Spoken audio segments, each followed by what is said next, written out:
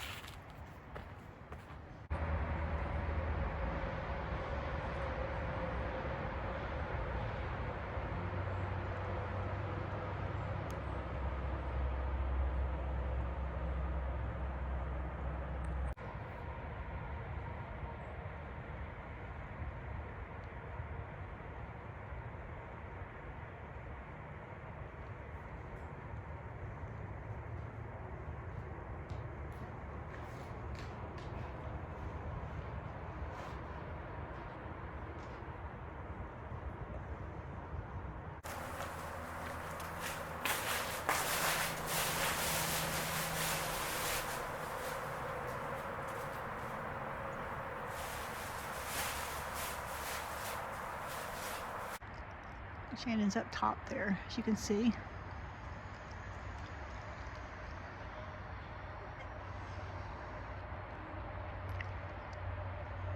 You can walk up around the other side to get up for a view from the top. It's a really cool area. We've been here before. I didn't know as much about it until I had looked online. I was looking up old cemeteries and came across the Catoctin Furnace Historical Society website and found out about the African American cemetery. So we decided to come out here and take a look at all of this, and I did a little reading last night. It's very interesting, sad and interesting.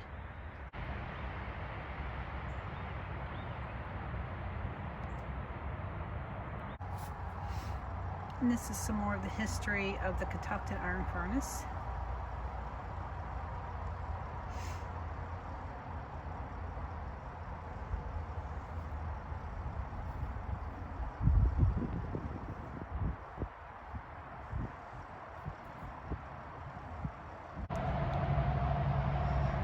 We are heading up the hill now to take a look at the ruins or remnants of what used to be the Ironmaster's mansion. And again, this is one of 4, I believe, mansions that were in this area.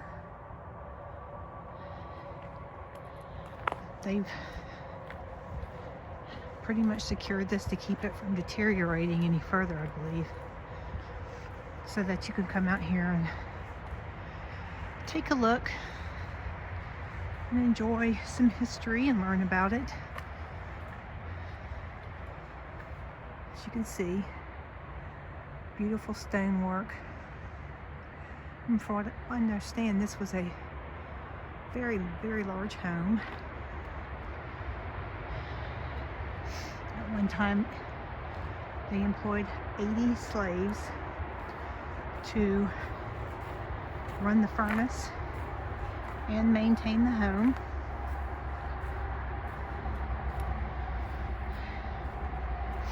And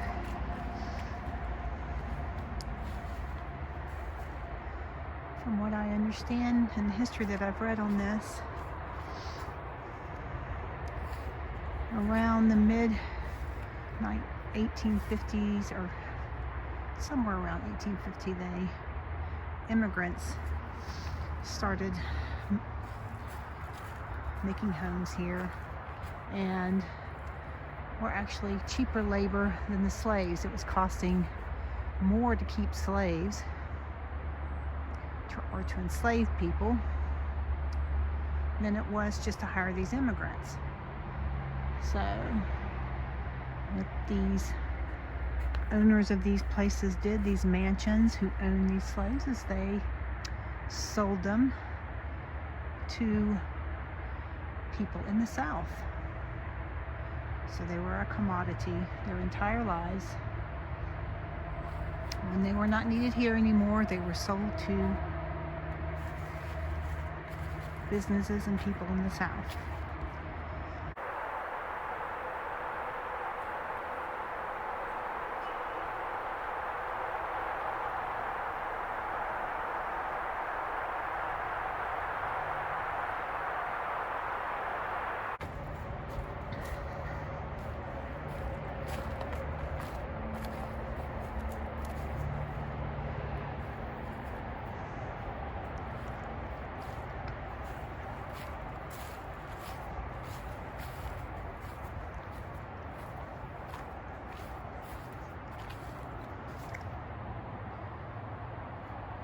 Some pretty cool stonework. All the brickwork in it.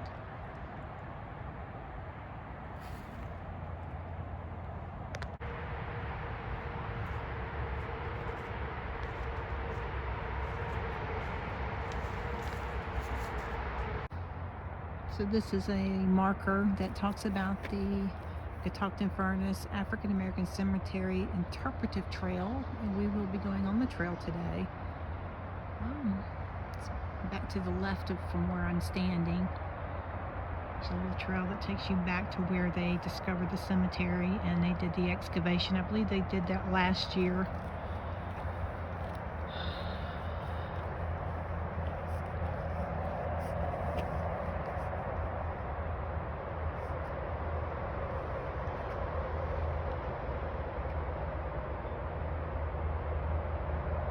And again, the Catoctin Furnace Historical Society has a lot of information on their website in regards to the history of this area, which is really interesting.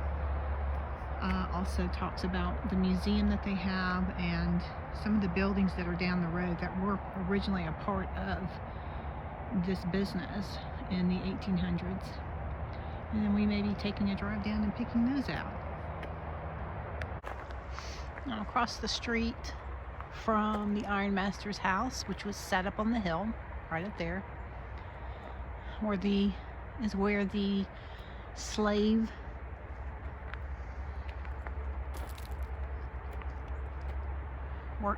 the enslaved workers where they lived. It's no longer there. It was torn down. But the reason that it was here is so that the Ironmaster's house, which sat up on the hill, was able to look down on what he owned.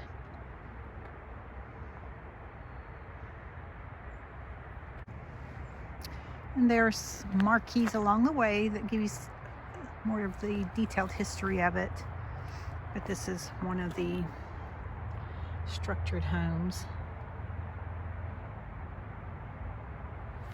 And this is what the Ironmaster's mansion at one time looked like. And this is what the property looked like back then. So you can see his house sat up on top of the hill, and he was able to look down. I about the slaves and so forth.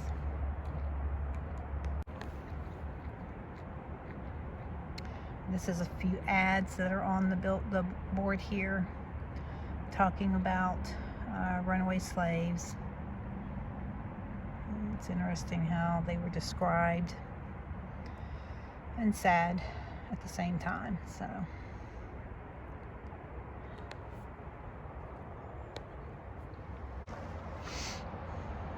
So we are heading down to the African American Cemetery. This is an interpretive trail. And it's actually a pretty sunshiny morning. It's cold. I think it's about 36 or 7 degrees maybe. So it's a little bit chilly this morning, but pretty.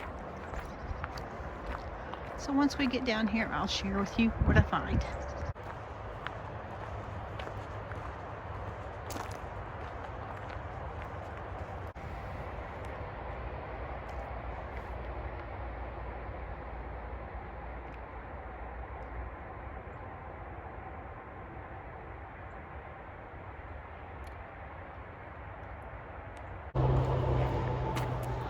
This next interpretive board talks about the resources that were needed for the iron ore, and it's incredible. This area was completely stripped. It took, I don't know how many years, for nature to reclaim and for trees to grow back, but that's what nature does. It comes back and it takes care of itself, even after we do bad things to it.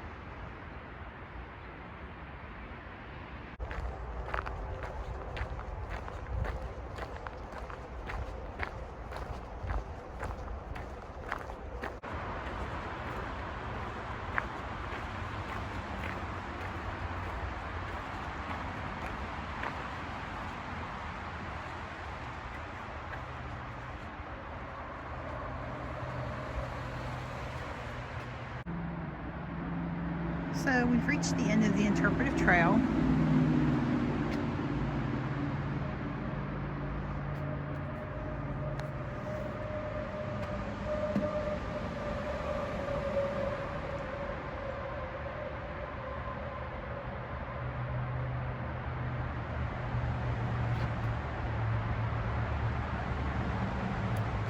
And these are the names of the enslaved people.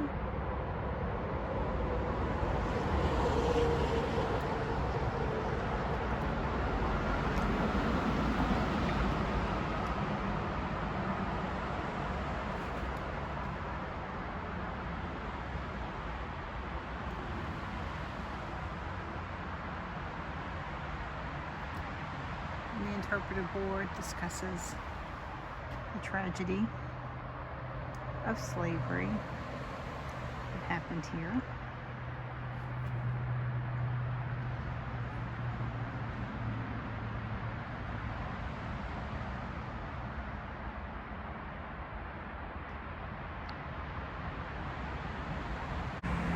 Hi everybody, so like I said earlier, Shannon and I kind of happened upon this. I was doing some research on old cemeteries in the area and came across the Catoctin Furnace Society website where they discuss this African American cemetery trail, and of course it caught my attention.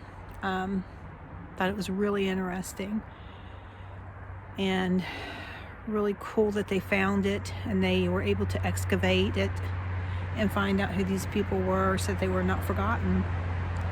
But I also found on Facebook, it's called Catoctin Slave Speak by the Maryland Ensemble Theater. It was done, I believe, last year in observation of Emancipation Day, which I think is in June.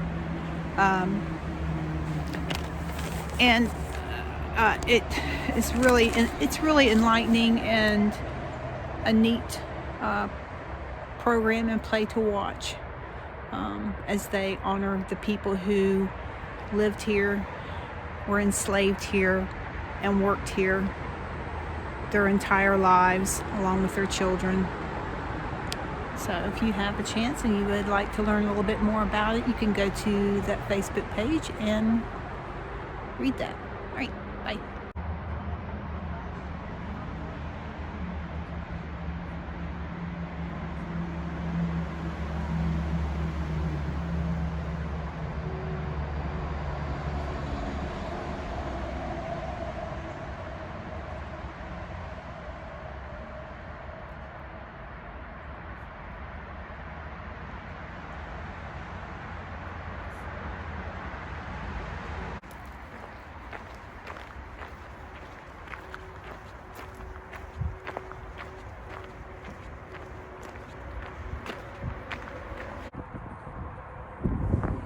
So we are at the Catoctin Episcopal Parish, Harriet Chapel, and this was built by one of the owners of the Catoctin Iron Furnace, John Bryan, and he did it as a memorial to his wife. And something interesting that we know about it is that there were 3 presidents that visited this site. Lyndon Johnson, Gerald Ford, and Jimmy Carter all visited this site at one time. It's a pretty church. And this is Collier's Log House. This is now the site of the Catoctin Furnace Historical Society. As you can see, this is Catoctin Furnace Museum of the Iron Worker. I think it's one of the original buildings from the village that sprung up around the iron furnace. And so these are some of the original homes that sprung up around the iron furnace, and these are private properties, so we don't want to bother anybody, but I thought it would be interesting to show it to you. So we are getting ready to go down the Catoctin Furnace Trail. It's supposed to be some little landmarks here and there, some bridges, and we'll share those with you when we get there. Don't know if you can see it, but it's a stone wall. It's crumbling in many areas, but I'm sure it was part of the Ironmaster's property at some point. So over here to the right is the Ironmaster's mansion.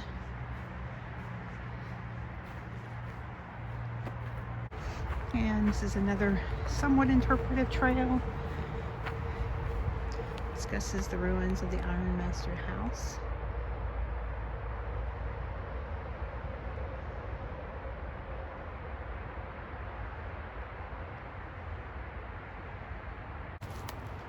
This is behind the old Ironmaster's mansion.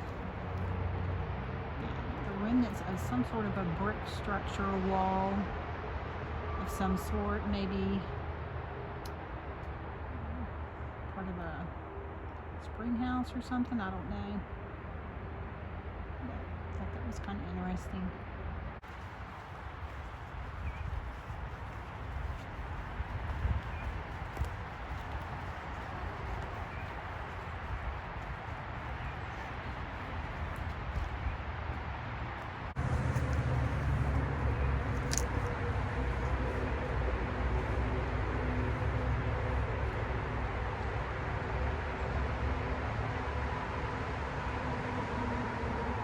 Here we are at the raceway and dam.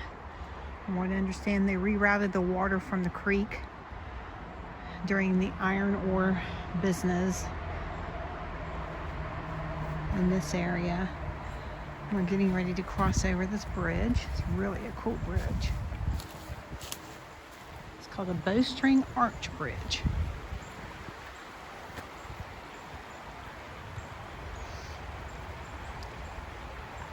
And you can pause this if you want to read about it, but it's pretty cool. Just look how pretty the green iron.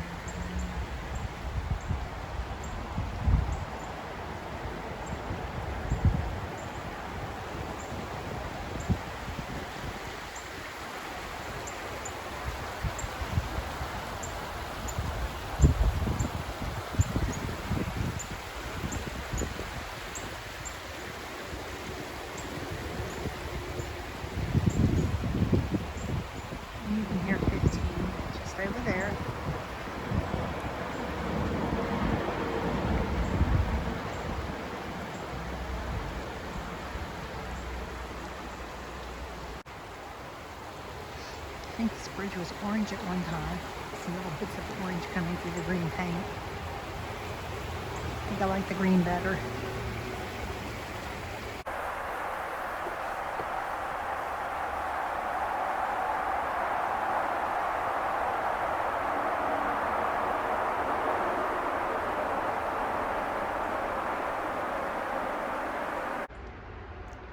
If you look around you in this area and all through this area, you will see what they call slag heaps. This was a waste product from the iron ore. And you're supposed to leave it alone, which we will. It's part of the history of the place.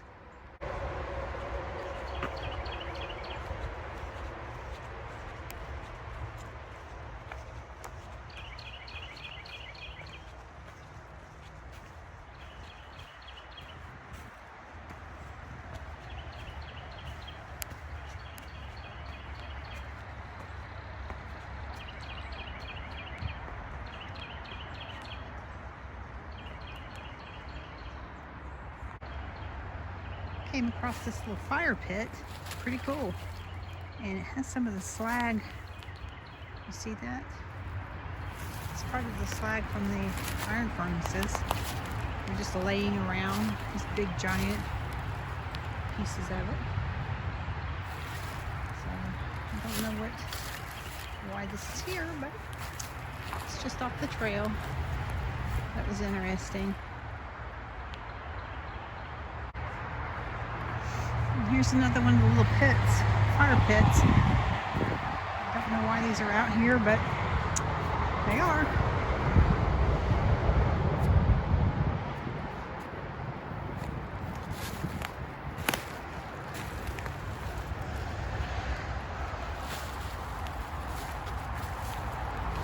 And again, another piece of the slag from the iron ore furnaces.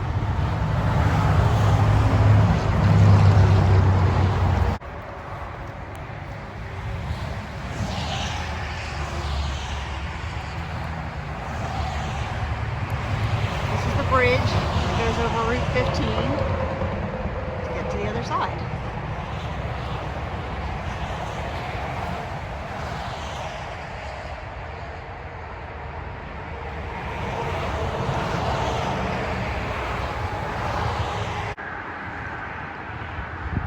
So we're up on top of this bridge that crosses over 15. Here comes Shannon.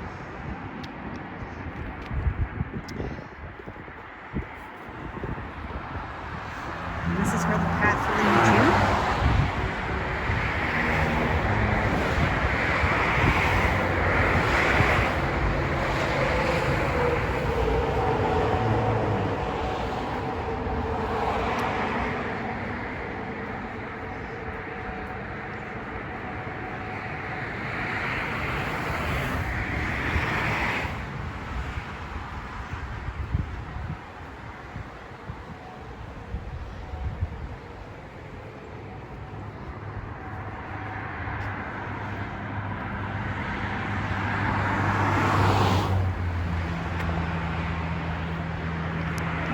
down this way.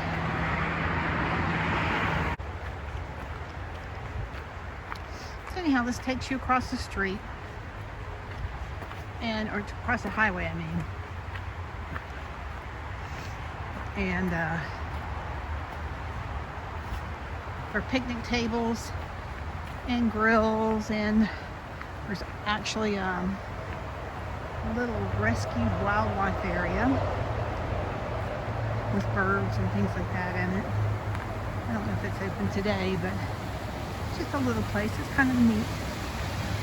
And I've been up here before with my family and picnics and played in the creek.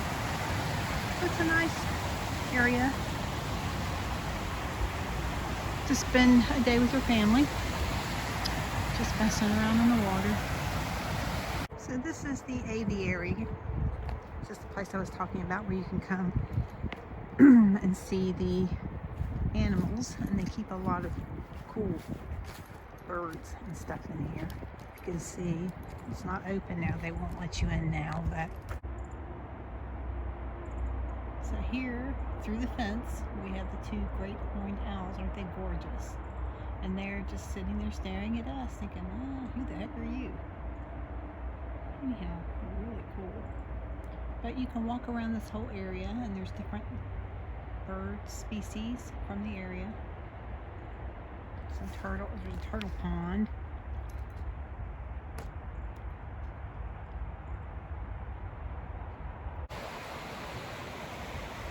There's a path that you can take further north. And it runs around this creek and picnic areas and back up into the woods.